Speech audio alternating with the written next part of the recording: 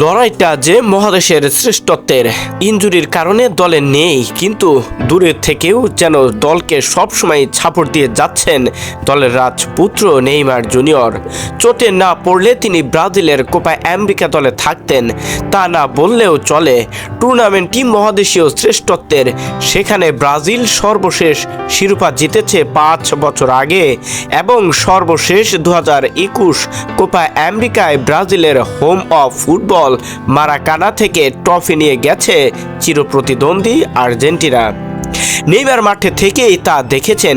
স্বাভাবিকভাবেই এবার সেই ক্ষেত মেটাবেন নেইমারকে ঘিরে তেমনই আশা ছিল ব্রাজিল সমর্থকদের। কিন্তু গতকাল ঘোষিত ব্রাজিলের কোপা আমেরিকা দলে জায়গা হয়নি 32 বছর বয়সী ফরওয়ার্ড ব্রাজিলের রাজপুত্র নেইমার জুনিয়রের। নেইমার চাইলে ভাগ্যকেও দুষতে পারেন। 2019 কোপা আমেরিকাতেও খেলতে পারেননি চোটের কারণে। টুর্নামেন্টটি শুরুর আগ মুহূর্তে অ্যাঙ্কেলে চোট পেয়েছিলেন তিনি। ব্রাজিল সেবার ট্রফি জিততেও নেইমারের নামের পাশে কিন্তু মহাদেশীয় শ্রেষ্ঠত্বের এই শিরোপা নেই। অথচ ব্রাজিলের জার্সিতে তার অভিষেকে 2010 সালে ব্রাজিলের হয়ে সর্বোচ্চ গোলদাতাও। 129 ম্যাচে 79 গোল নেইমারেরই। চাইলে আরেকটু এগিয়ে বলতে পারেন ব্রাজিল জাতীয় দলের সবচেয়ে গুরুত্বপূর্ণ খেলোয়াড়ও নেইমার। কিন্তু এবারের কোপার দলের বাইরে থাকার পর খোদ ব্রাজিলের সংবাদ মাধ্যমে প্রশ্ন তুলেছে, নেইমার ব্রাজিল দলে কবে ফিরবেন? প্রশ্নটা শুনে অবাক হতে পারেন। নেহাত গুঞ্জন কিংবা গুজব তৈরির চেষ্টা, এমন মনে করে উড়িয়ে দিতেও পারেন।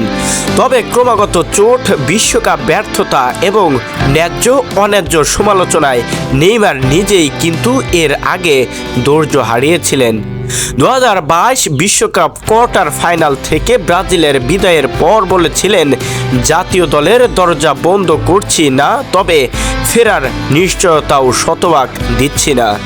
নেইমার কিন্তু তারপর জাতীয় দলে ফিরেছেন, কিন্তু অলক্ষ্যে মুচকি হাসি হেসেছেন চোট। গত বছর 17 অক্টোবর 2026 বিশ্বকাপের বাছাইয়ে উরুগুয়ের বিপক্ষে ম্যাচে হাঁটুর ACL চোটে পড়েন নেইমার। অস্ত্রোপচার করিয়ে আর মাঠে ফিরতে পারেননি এই রাজপুত্র। কোপা আমেরিকা দলটিতে অবশ্যই তার কতটা গুরুত্বপূর্ণ সেটা জানে পুরো ফুটবল দুনিয়া। নেইমার কবে নাগাদ ফিরতে পারবেন জাতীয় দলে সেটা এখন পর্যন্ত নিশ্চিত হয়নি। তবে ফুটবল বিশ্ব মিস করবে নেইমার জুনিয়রকে আরও একবার কোপা আমেরিকায়।